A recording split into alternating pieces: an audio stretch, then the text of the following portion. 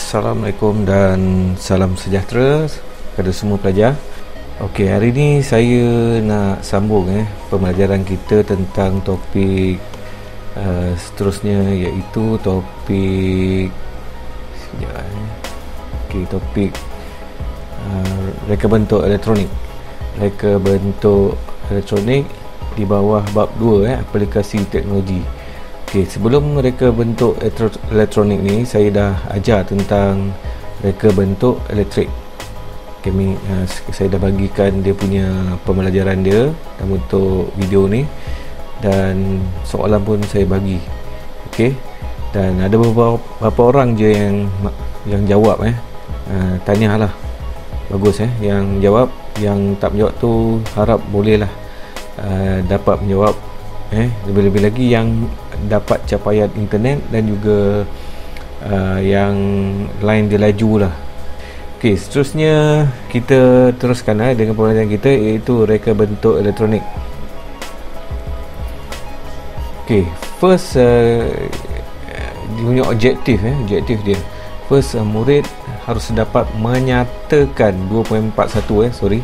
menyatakan maksud pengawal mikro, iaitu microcontroller, dan pemproses mikro, iaitu microprocessor. Okey, seterusnya 2.4.2, pelajar harus dapat jelaskan bahagian-bahagian terdapat dalam pengawal mikro ataupun microcontroller. Okey, dalam bab ni kamu akan lebih belajar tentang microcontroller atau pengawal mikro pengawal ni lah. Okey, microprocessor ni ataupun micropemproses ni kamu akan belajar sikit saja. Okey, sebab dia micropemproses ni dia detail sikit. Mungkin tak tahu lah di bahagian lain kamu akan belajar. So untuk yang tingkatan 2 ni, kamu akan lebih belajar pada mikro pengawal ni lah. Okey, microcontroller ni. Dan yang 2.43 ni, kamu akan hasilkan lakaran reka bentuk data elektronik. So terus kita pada topik inilah utama kita, iaitu mikro pengawal. Apa itu mikro pengawal? Dalam bahasa Inggeris dia microcontroller, pengawal controller. So ia adalah peranti kawalan dalam satu chip. Okey, dia adalah peranti kawalan dalam satu chip. So terdiri daripada CPU, RAM, ROM, port input atau output. So dalam satu chip tu dia ada CPU, RAM, ROM, port input, output. Okey, itu adalah mikro pengawal dalam satu chip tu. Okey, fungsi dia mengawal peranti elektronik dengan menjalankan kawalan mudah berdasarkan pengaturcaraan yang telah dimuatkan dalamnya. Okey, contoh chip ni, apa yang maksud dengan fungsi dia? Chip ni akan kita masukkan program. Itu kalau kita lihat pada poin-poin ni, pengaturcaraan ni. Okey, jadi kita masukkan dalam chip tu. So chip ni akan kawal semua input, output, RAM, ROM. Okey, itu maksud dia. So contoh pintu pagar automatik, mesin atau mesin masuk lah. Banyak lagi peralatan elektrik yang menggunakan mikro pengawal ni. Okey, kita balik tadi pada CPU, RAM, ROM ni. Apa maksud di CPU Okey, CPU ni maksud dia Central Processing Unit. Okey, RAM, apa maksud RAM? RAM ni maksud dia Random Access Memory. Okey, Random Access Memory. ROM maksud dia Read Only Memory, dan akhir sekali port input output ni adalah macam switch. Itu input lah, switch. Nak gerakkan, contoh pintu pagar kan, nak gerakkan pagar tekan switch. Nak stopkan, nak tutup pintu pagar tekan switch. Itu yang output dia pula motor tu lah, motor yang berputar tu untuk buka pintu tu, ataupun berputar balik untuk tutup pintu pagar tadi. Okey, ni contoh ni penerangan untuk menjelaskan bahawa kat mana mikro pengawal tu berada. Okey, ni contoh pintu pagar automatik. Kamu lihat sini ada Ada kotak warna putih ni yang dekat ujung pintu gate ni. Itu dalam dia control panel dia lah. Yang sini ni motor lah ni yang warna kelabu atas oren ni motor ni akan gerakkan pagar ni dengan bantuan gear ni. Kamu dah belajar kan dalam mereka bentuk mechanical. ok, ni dia punya komponen-komponen yang tadi. Yang putih ni ni control box dia, control panel dia. Itu yang ada satu motherboard kecil. Dekat situ ada mikro pengawal.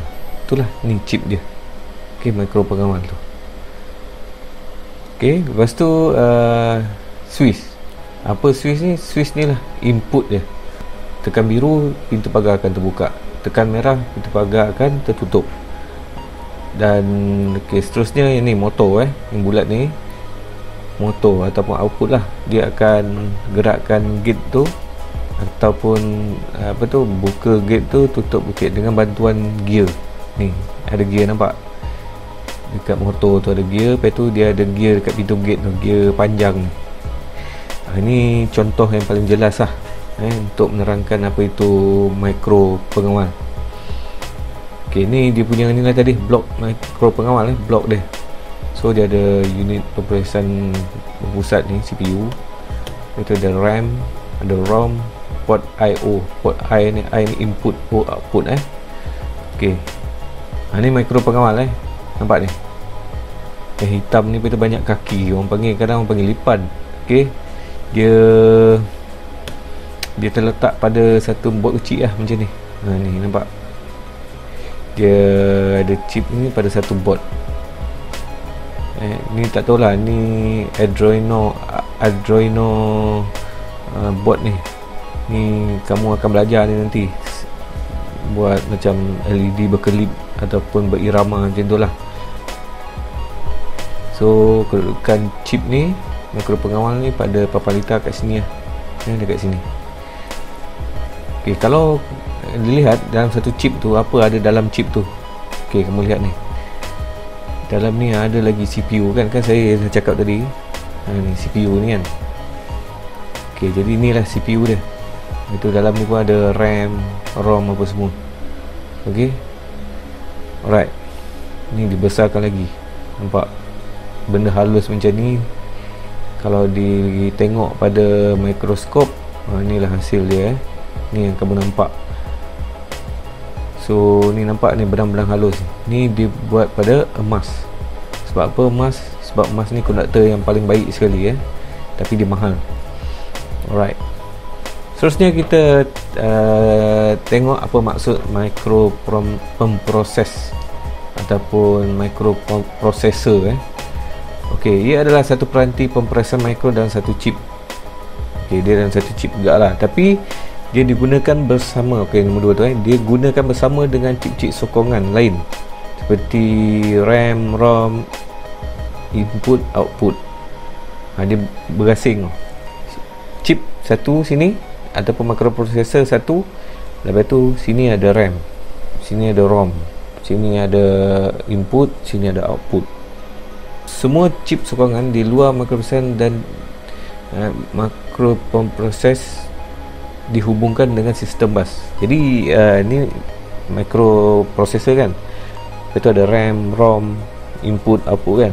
ok, yang menyambungkan antara RAM, antara ROM, antara input dan output dia adalah sistem bus. Itu macam kalau kamu lihat pada komputer lah, USB kan, Universal Serial Bus maksud dia. Jadi tu satu sistem lah, sistem bus lah nama dia. ok, yang last sekali tu digunakan untuk kawalan yang besar seperti komputer. Jadi kamu ingat microprocessor proses ni komputer. ok, komputer. ok, contoh. ok, ni blok dia. ok, microprocessor ni yang paling besar ni, dia kat luar dia terasing. Lepas ada input, ada output, lepas ada RAM, ROM. Mereka ni disambung oleh sistem bus lah tadi, sistem bus.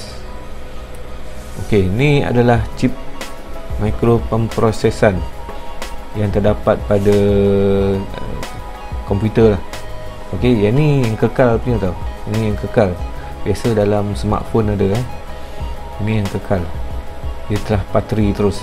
Okey, kalau dalam komputer dia boleh tanggal, dia boleh tukar, boleh upgrade. Contoh ni satu motherboard komputer, motherboard komputer. Kalau kamu lihat banyak slot situ, banyak slot. Okey. Yang pertama ni okey, ni adalah letaknya mikro pemprosesan CPU okey, benda ni boleh tukar. Macam sekarang ni ada dua jenama yang popular lah kan untuk komputer CPU ataupun laptop daripada Intel dan juga AMD. Okey, yang latest Intel i7, i9 pun ada generasi ke-9. Yang tu yang paling latest tu. Okey, dan kalau AMD yang paling latest Ryzen 5 3600. Itu prosesor ni memang penting tak ada prosesor memang tak boleh hidup komputer. Okey, kemudian terdapatnya RAM. RAM ni pun boleh tukar-tukar, nak 2GB ke 4GB ke 8GB ke 12GB ke, lagi tinggi lagi bagus lah. Okey, dan ini adalah ROM, CD-ROM. Ni CD-ROM, ni hard disk storage lah. Okey, ini contoh yang paling mudah lah untuk kamu faham. Jadi kalau kita lihat mikro pengawal tadi, dia board dia kecil, lepas tu ada satu chip.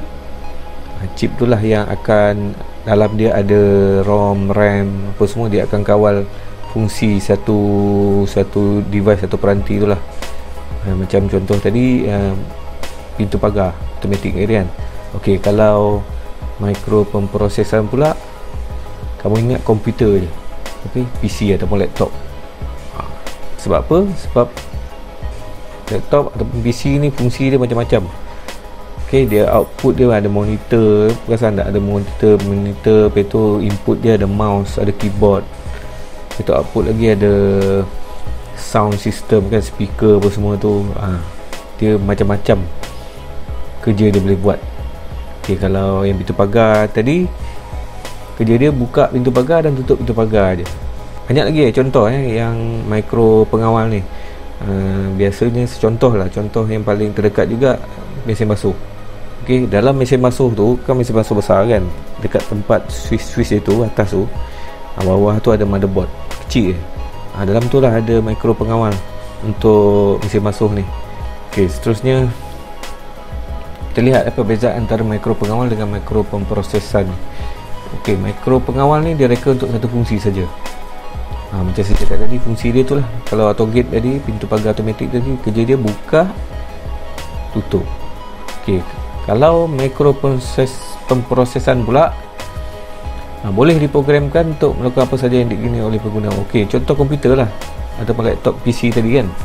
Jadi korang nak print, korang nak macam-macam, nak edit foto, kau nak edit audio, kalau dalam dalam studio rakaman kan, guna komputer juga. Dan yang kedua tu, kebiasaannya terletak dalam satu peralatan lain. Pengguna tidak perlu dan tak boleh tukar fungsi peralatan. Okey, macam pintu pagar tadi kan, dia itulah dia fungsi dia, buka dan tutup pintu gate. Kalau mesin basuh, fungsi dia basuh baju. Tapi kalau mikroprosesan ni pula terletak dalam suatu sistem komputer, pengguna boleh tukar fungsi peralatan. Tukar fungsi peralatan ni maksudnya dia boleh buat macam-macam kerja lah. Contoh CPU tu, kau nak buat video editing ataupun grafik editing kan, itulah fungsi dia. Dan satu lagi, kalau kamu nak buat studio rakaman kan, nak rakam bunyi pun pakai komputer juga. Lepas tu kau nak print kan, apa lagi fungsi komputer banyak. Komputer ni memang banyaklah fungsi dia. Okey, jadi bezakanlah antara mikro pengawal dengan mikroprosesan ni. Mikro pengawal ni kamu ingat tu je, dia motherboard kecil, ada chip, peralatan tu satu fungsi je, tak banyak fungsi lain. Kalau mikroprosesan ni kamu ingat dia macam-macam boleh buat. Ingat komputer lah ataupun PC. Bahagian-bahagian mikro pengawal. Okey, bab yang seterus ni, topik penerangan seterus ni banyak lebih pada mikro pengawal je. untuk mikro pengawal ni kita tengok bahagian-bahagian dia. Okey, yang first tu bahagian input. Yang kedua bahagian proses, iaitu CPU. CPU. Dan yang ketiga bahagian output, iaitu output lah. Okey, ketiga bahagian ini penting untuk membina satu sistem kawalan. First, bahagian input. Bahagian input ni menerima isyarat dan hantar kepada CPU. Isyarat boleh diperolehi daripada peranti input. Yang ketiga tu, terdapat dua jenis peranti input, iaitu peranti input digital dan juga peranti input analog. Okey, jadi bahagian input ni dia menerima isyarat, terima isyarat, dihantar kepada CPU tadi. CPU ni dia apa, ni pemprosesan pusat tadi kan. Jadi dia akan proses lah, dia akan takrif ataupun dia baca isyarat tu, lepas tu dia nak buat apa. Okey, dia akan buat apa, dia akan beritahu kepada output tadi.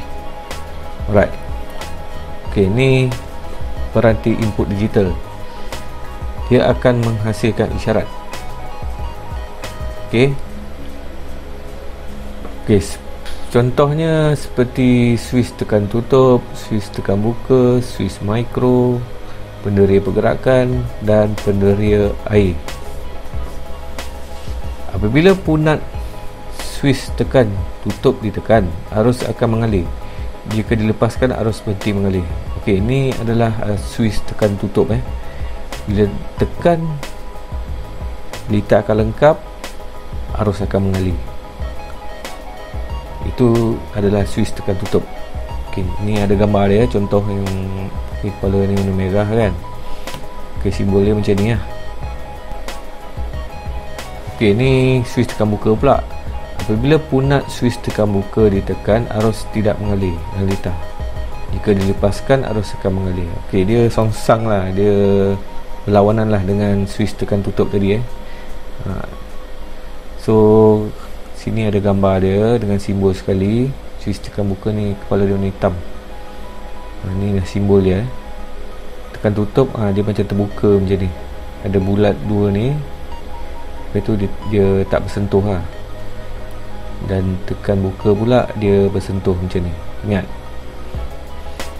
Seterusnya switch micro pula adalah switch yang mempunyai dua fungsi dalam satu switch.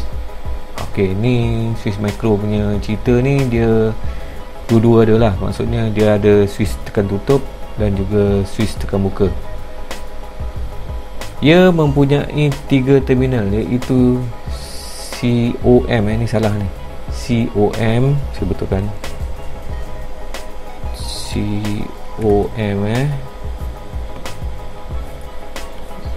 Jom save.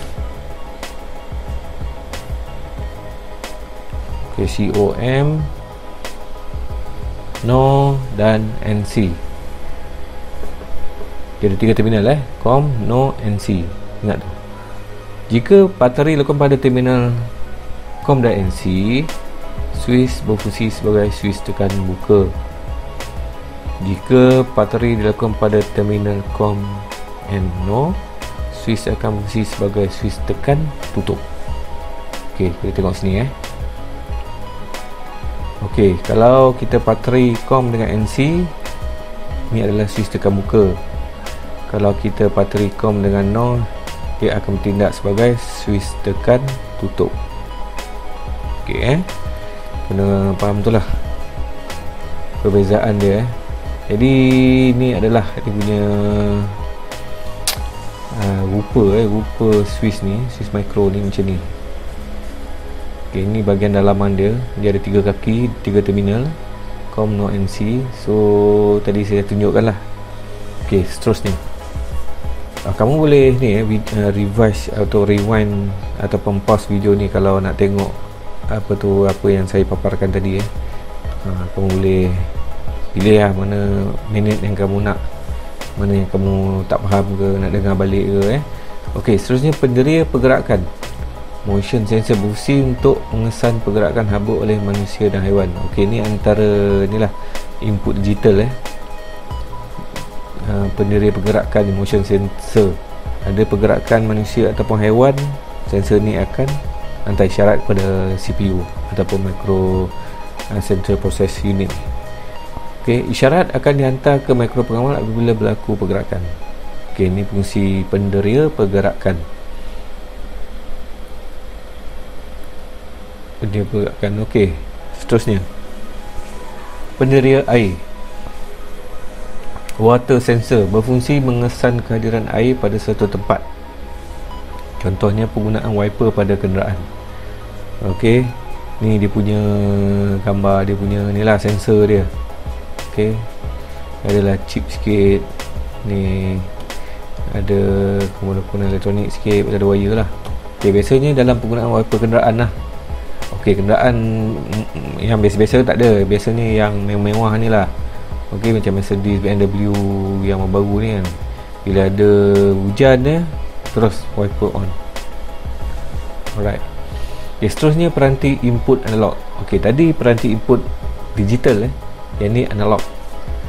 Okey, dia akan menghasilkan bentuk isyarat juga dalam analog lah. Dalam bentuk analog tadi, yang pertama dalam bentuk digital isyarat dia, yang ni dalam bentuk analog.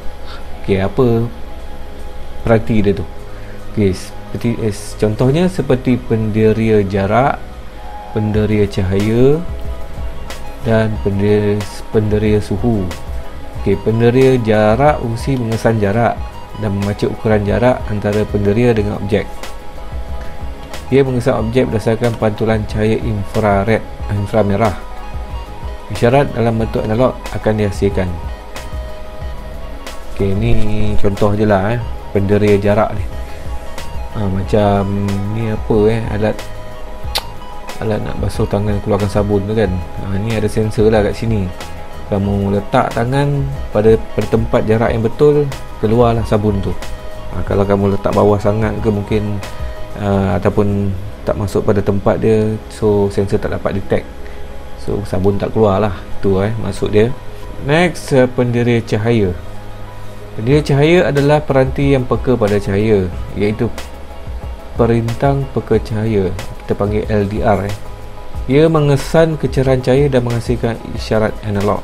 Semakin terang cahaya, semakin rendah rintangannya. Okey, ini paling contoh sekali. Kalau kamu ingat apa tu, lampu jalan lah, lampu jalan kan, naik pukul 7 pagi, cahaya dah terang, lampu jalan tu off. Bila nak maghrib tu kan, nak gelap atau hujan, mendung ke, lampu akan menyala lah. Itu dia punya apa tu, fungsi lampu tu lah. Okey, so ni ada gambar perintang peka cahaya LDR ni. Ni logo dia, simbol dia. Okey, ni bahagian proses pula. Bahagian proses unit pemrosesan pusat CPU melakukan bahagian proses. Macam tadi lah saya beritahu CPU lah yang akan memproses isyarat yang diterima tadi daripada input tadi. Okey, yang kedua, atau cara yang disimpan dalam ROM akan dilaksanakan oleh CPU. Okey, ni atau cara ni maksudnya program yang disimpan dalam ROM akan dilaksanakan oleh CPU. ROM digunakan untuk menyimpan atau cara dan data secara kekal dalam mikro pengawal. Okey, ROM ni random read only memory. Read only memory digunakan untuk simpan secara kekal dalam mikro pengawal. Okey, secara kekal ROM. Kalau RAM, random access memory ni, dia hanya sementara saja. Ingat tu. Data dalam RAM akan terpadam apabila bekalan kuasa dimatikan. Sebab dia sementara kan, jadi bila kamu off, dia akan padam. Isyarat yang diterima akan diproses oleh CPU. Kemudian CPU akan hantar isyarat kepada output. Itu fungsi dia lah. Diterima isyarat pada input tadi, CPU ni akan proses. Lepas tu dia akan hantar isyarat kepada output. Seterusnya bahagian output. Okey, bahagian output ni menerima isyarat lah daripada CPU pula. Okey, input dia mengeluarkan isyarat, dia menghasilkan isyarat. Yang input tadi dihantar kepada CPU. Lepas tu CPU akan baca, proses, dia akan keluarkan isyarat tu dalam bentuk program lah. dibagi kepada output. Output ni akan melakukan kerja dia lah. Syarat output dalam bentuk digital atau analog pun sama jugalah. Dia ada output dalam bentuk digital dan juga analog. Dan nombor 3 tu, peranti output akan laksanakan isyarat di bahagian output. Peranti ni peralatan tu lah akan laksanakan isyarat tu yang diterima daripada CPU tadi. Contoh peranti-peranti output, dia pemancar cahaya, lampu LED lepas tu pembas, buzzer lah, buzzer piezo, lepas tu geganti ataupun relay, kemudian motor arus terus, dan sekali lampu LED 12 volt. Kita tengok LED dia pemancar cahaya LED, digunakan untuk menunjukkan kehadiran arus elektrik pada peralatan elektronik. Ni ada gambar hijau merah ni lampu LED lah. Ni bawah ni simbol dia, berfungsi untuk menukar arus elektrik kepada cahaya. Jadi arus akan lalu, dia akan bercahaya lah LED ni. Mesti digunakan bersama dengan perintang untuk elakkan kerosakan mengawal kecaran cahaya. Lampu LED ni kita kena gunakan sekali dengan perintang. Sebab apa? Perintang ni ada fungsi dia. Fungsi dia kadang-kadang dia akan mengawal arus yang datang tu. Kalau tak ada perintang ni, yang arus datang tu besar, habis lampu LED ni rosak. Itu maksud dia. Yang seterusnya pembas, buzzer lah. Dia menukarkan gelombang elektrik kepada gelombang bunyi. Buzzer ni macam speaker lah, ataupun kalau pada smartphone earpiece kan, ataupun yang keluarkan bunyi ringtone apa semua tu, itu pembuzzer. Buzzer lah. Dia mengeluarkan bunyi yang nyaring, contohnya alarm sistem. Ni dalam slide ni dia bagi contoh alarm sistem. Sini adalah gambar buzzer tu. Ni hitam tu, ada wire merah hitam ni. Ni logo dia, simbol dia. Dia terdapat dalam sistem alarm lah. Ni yang buzzer ni, yang ada warna merah atas ni. Ni buzzer ni. Bila kamu tahu kan fungsi alarm ni macam mana kan. Ni yang bagi ini yang saya tunjuk ni sensor pergerakan ni, motion sensor ni. Letak dalam rumah ataupun kilang-kilang. So remote ni fungsi dia, kamu nak arm ni maksudnya kita securekan rumah tu. Tekan macam kereta lah, kita nak lock, tekan lock kan. Dia sebiji macam kereta pun ada alarm juga, ada buzzer juga. Bila ada pencerobohan pada kereta tu, buzzer akan berbunyi. Itu contoh paling mudah, paling dekat sekali lah aku nak faham. Seterusnya geganti ataupun relay. Dia sebagai suis kawalan pada litar yang berfungsi tinggi seperti lampu isyarat jalan raya. Itu fungsi dia. Akan berfungsi apabila arus elektrik mengalir melaluinya dan sebaliknya lah. Contohnya pada lampu traffic light. Ini rupa geganti ni, relay ni. Dalam kereta banyak ni alat ni, komponen ni. Ni logo dia. Ni contoh lah penggunaan pada traffic light, relay ataupun geganti ni. Seterusnya motor arus terus. Motor akan berputar bila ada arus melaluinya. Ni contoh yang tadi lah, yang pintu pagar automatik tadi kan. Ada motor, dia terima isyarat daripada CPU tadi. Maksudnya CPU tu suruh buka pintu. So output ni adalah motor ni, motor arus terus ni.